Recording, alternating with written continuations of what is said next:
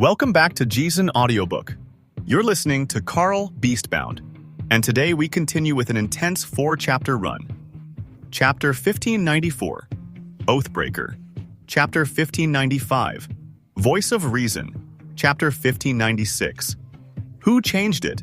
And Chapter 1597, Swag's Divine Reward. In these chapters, the dungeon turns cruel, the rules begin to shift, and every decision carries real consequences. A terrifying enemy blocks the path forward, reason is tested under pressure, and the balance of the challenge itself seems to change without warning. Through chaos, strategy, and raw determination, the team pushes on, and when the dust finally settles, a divine reward awaits. Though nothing in this world ever comes without a price.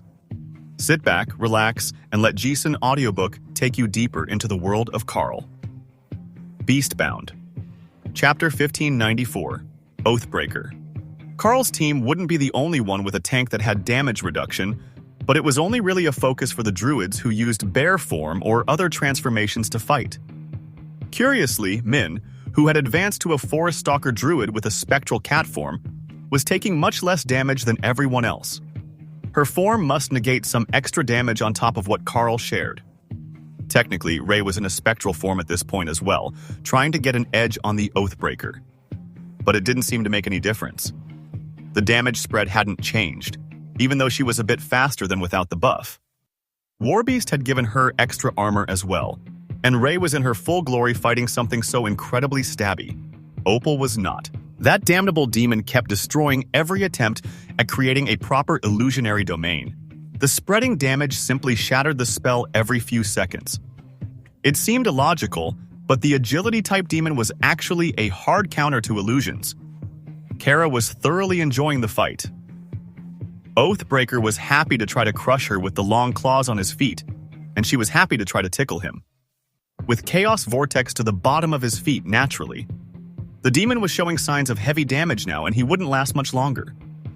But it didn't care. It had found the fight that it wanted against Ray, and the concept of offensive adaptation, which had now evolved to predation, was the greatest skill that the demon had ever seen. If only it could have that skill. The more it damaged, the more it would do, and it damaged everything all the time. What better combination could there be? The group's healers whistled, and Min stopped her attacks. Fine. I will join in. Heals incoming. This is insane. One mana pylon isn't going to be enough to keep us going forever. The warehouse clerk complained. Unfortunately, the pylons wouldn't stack their effect. Tian hopped up on her back and began to add his own healing to the fray while he played his zither for inspiration. Karl was definitely getting him more bard-class skills after this trip. The little fox had given up on vicious mockery for this fight. What could he even criticize? Besides, he didn't want to get stabbed. He was small and fluffy, not armored. Slowly, even Tian and Min's mana began to run low, but Oathbreaker was down 2 arms now, and clearly on his last breath. He still didn't slow down. The boss fought as hard at the end of the fight as he had at the start, and simply collapsed from blood loss at the end. Reward? Granted. First clear bonus. Granted. Winning! Hey, why are we the first to beat him? Didn't everyone else start earlier? Does that mean none of them have finished the fight? Leo asked. Do you think that any of the other groups could actually beat that boss? Dana asked. Leo shrugged. He hadn't seen many other people fight, so it didn't seem unreasonable that most of them would have someone at least as powerful as Karl or Dana. All they had to do was block most of the attacks, right? That didn't seem too hard if you were a super fast type like Dana or Ray. He definitely couldn't do it. All right, we need a second dinner. This dungeon is insane. Swag complained. I'm with you on that one. Take a break, we've earned it. That's 2 first kills for us, so we're for sure ahead of most of the groups. However, I think that they went the other way around. Instead of starting with the Plague Demon and going to Oathbreaker, they started with the other 3 bosses, Karl explained. Hawk nodded. The other 3 aren't special bosses. They're just big wrath demons, but not on the level of Carnage or Oathbreaker. Dana frowned at the description.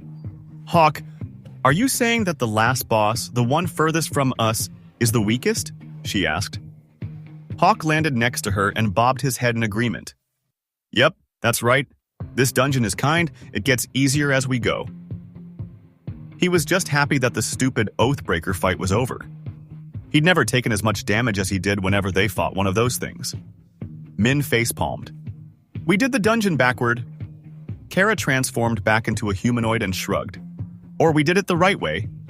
We've got the hard ones out of the way before we got exhausted. Now, the battles will only get easier as we get more tired. Min thought about that as she gently stroked the fur on Tien's head. You know, the badger is right. We did do it the right way. I wonder how many groups got to Oathbreaker exhausted and battered from 3 boss fights and simply gave up. And why did the demons seem to remember having fought here before? That's not normal for a dungeon boss, is it? Bert asked. Karl shook his head. It's not normal, but we've encountered that demon before. Either it's clones of one specific demon, or the species shares memories. They always seem to remember things they shouldn't. That's a bit terrifying, Kara laughed. If you think that's terrifying, think about coming back here tomorrow and having him greet you by name. The rogue shuddered. Thanks for that. I really didn't need that mental image. You're welcome. Opal set out a whole spread of food and created an illusionary domain to form a picnic spot, complete with tables and umbrellas to protect from the non-existent sun. The dungeon's sky was hazy with ash that never fell, and the sun was just a faint red glow in the distance. So, do we clear everything one boss ahead of ourselves again and let it come to us? Or are we going to fight it in location? Swag asked, after picking a selection of sandwiches. I think that we should clear all the trash mobs we can and see what happens. Kara voted. Swag nodded. That makes sense. Nobody else tries it that way, so we might find something new if we do it. Bert stared at him in pure awe of the level of stupidity on display. Obviously, the badger was just trying to cause chaos and see if they could pull multiple bosses at the same time. That wasn't logic you were supposed to agree with. Chapter 1595, Voice of Reason. Unfortunately for the voices of reason within the party, nobody spoke out loud quickly enough to warn Hawk before he headed out to start pulling trash mobs to them. He had one group left before the third boss, just enough that they wouldn't pull the second before they were ready. But now he was off to gather everything, just in case it was only a glitch with the plague demon boss. Now that they'd noticed the pattern, the first pull of mobs past the boss location was noticeably weaker than the ones who had come before it. It wasn't enough that it was glaringly obvious, not more than 5% weaker. But when you were looking, you couldn't miss it. All right, we've got this. It's all easier trash mobs and 3 progressively easier bosses. With a bit of luck, we can clear 2 before we need another meal break. Karl encouraged the group. The other immortals laughed at the thought. 3 meal breaks in a single dungeon was insane. Usually they wouldn't take more than an hour or 2 before you were finished and ready to go home. That was what they were expecting today, but they were at least 4 hours into grinding dozens of boss-level demons, and they were barely half finished. Hopefully, the rewards would make it all worth the effort in the end, and they would walk out of here as wealthy folks. Everyone else who entered had 5 bosses that would drop good loot, plus whatever they got from the trash. But their group had 20 to 30 bosses for every greater boss, and there was no telling what they were going to get. If it was giving them loot at the usual rate of 1 rare item per boss, with an epic item every 5 bosses, they were going to be insanely wealthy. But if the improved bosses dropped something better than epic grade, it might just change their lives. This isn't bad. I don't even have to heal anymore. I can just throw rocks. Tien cheered as Hawk pulled more demons to them. With Karl in cat demon form, he was also easier to fight around and over. It made him a bit less able to block the mobs from reaching them, but that was no longer their primary concern. He had changed the Dark Elven Kings for Oathbreaker demons, and they were both larger and faster than the elves they replaced. The Dark Elven Kings had a wider variety of skills, where the Oathbreaker relied on teleport and its damage-spreading ability. But when they were working as tanks and not crowd control, it didn't matter. Boss incoming! Hawk cheered as the oversized Wrath Demon left his platform, running toward the fight. Keep them coming! We've got this! Kara cheered. Kara, behave, Hawk! Stop pulling mobs until we kill the boss, Dana warned. Boss? Swag asked, right before a massive blade came whistling toward his head.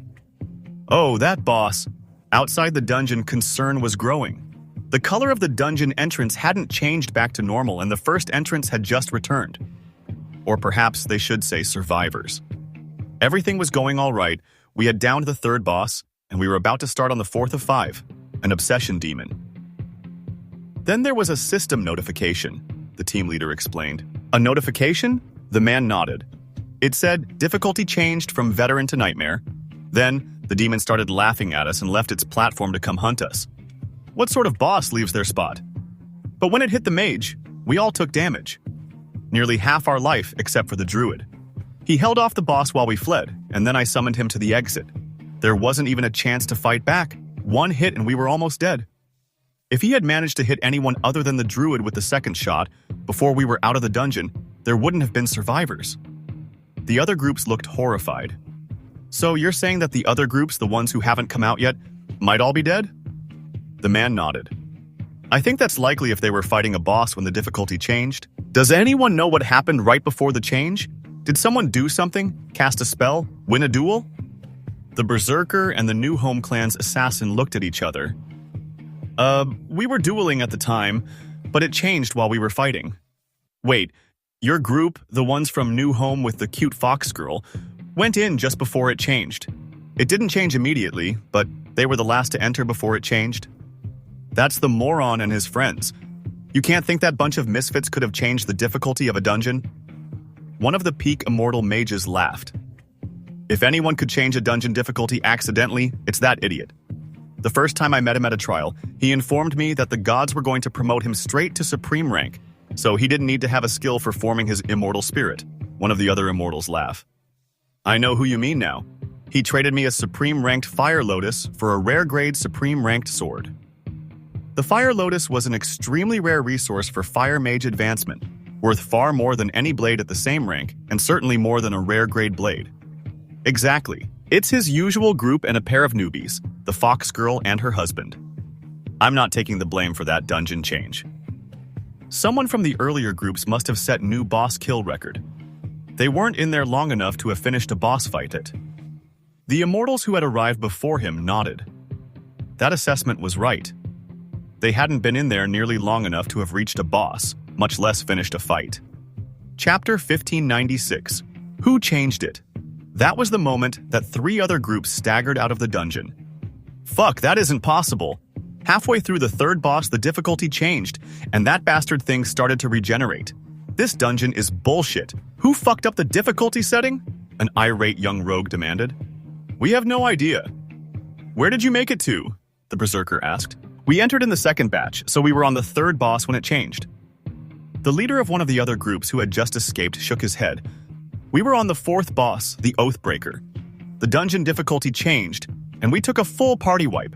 We didn't even get the healer out safely. He had a life-saving token that respawned him at the entrance, and he resurrected the rest of us. The immortals nodded.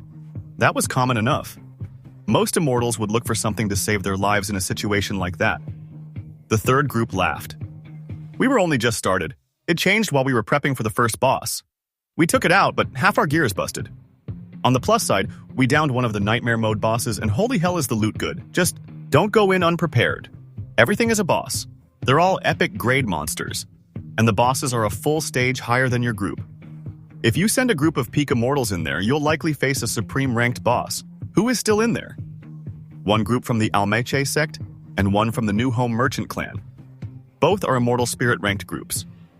So they're looking at either void stage or low ascended bosses. That's going to be gnarly. Almeche might manage it. But who is in there from the New Home? The spectators laughed. A bunch of newbies and New Home's resident comedy relief? And you let them go? He asked the Berserker. They buffed the assassin. It was a good fight. He replied with a shrug. You know they're almost certainly dead, right? The assassin shook his head. No, I tagged them with my tracking skill. They're all still alive. So they're not dead. Is anyone missing a group? 2 ascended immortals raised their hands. Our sects both have groups in there that we haven't heard from. Like the others, we sent the juniors in for the first chance while we waited to form a group. There was a moment of silence. Then a system notice was broadcast to the whole region. First clear accomplished. 4 vortexes of magic formed outside the dungeon portal, and immortals began to drop out of them. They all looked horrified and confused, and they all had horrific injuries on them. The white dragons acted fast, casting area healing to rescue whoever had just left the trial. We're not dead? one of the new arrivals asked in a dazed slur. What happened? Oathbreaker happened. He one-shotted the whole group. Then we were here, outside the dungeon. A trial ejection? It must be. The assassin pondered. It seems so. A whole team dying in a dungeon usually means even your bodies are lost. But a trial will eject you on the brink of death. The berserker agreed. So, are we getting a group to go in and check? The berserker smiled and wrapped an arm around the assassin.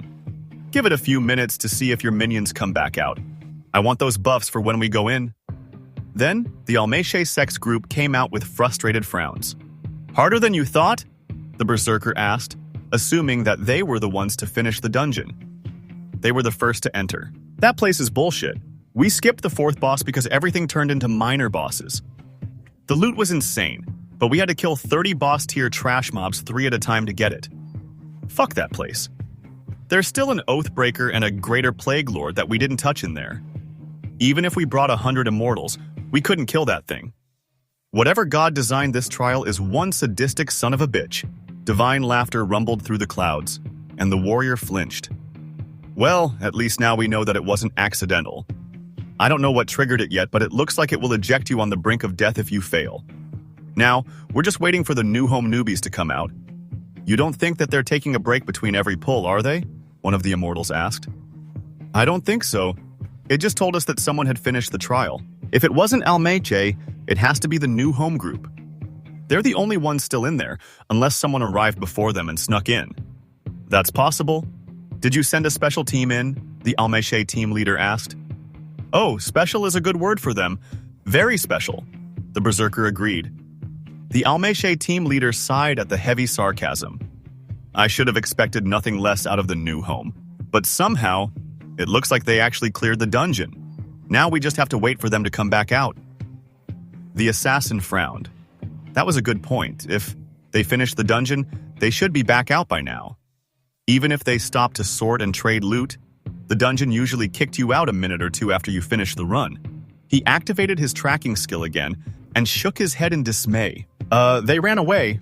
I just tracked them, and they're back in the clan compound. I think that one of them has the ability to open portals from inside a dungeon. Seriously? Damn it. Now how do we find out what the upgraded boss loot is like? The berserker complained. We can just go in ourselves. We've got enough near peak immortals now. We might as well just go do the trial. Let the children go home and sort out their trinkets while we get the good stuff. The group leaders shrugged.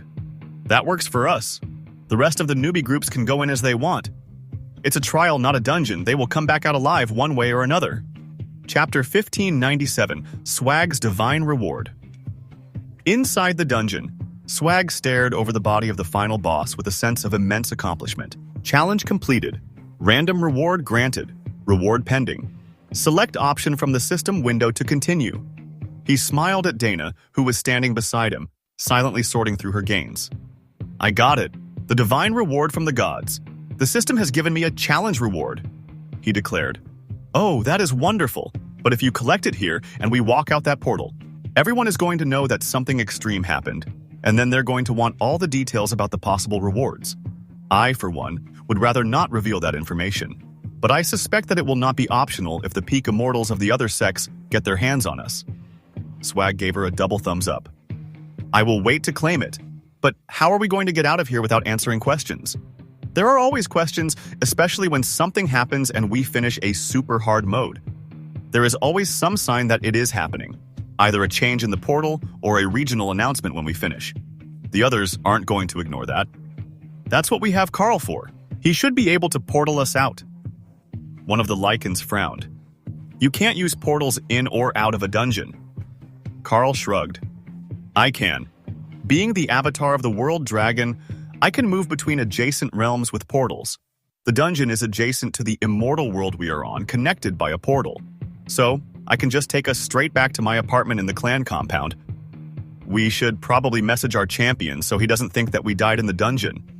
The Lycan agreed, already smiling at the prospect of being able to hide the good stuff and not have the truth dragged out of him by someone who could either read minds or cast a spell to prevent lying. Then away we go. Karl opened the portal and waited as everyone else passed through. Remy and Kara were still finishing looting everything that looked valuable or edible within the dungeon, though there wasn't much for plant life.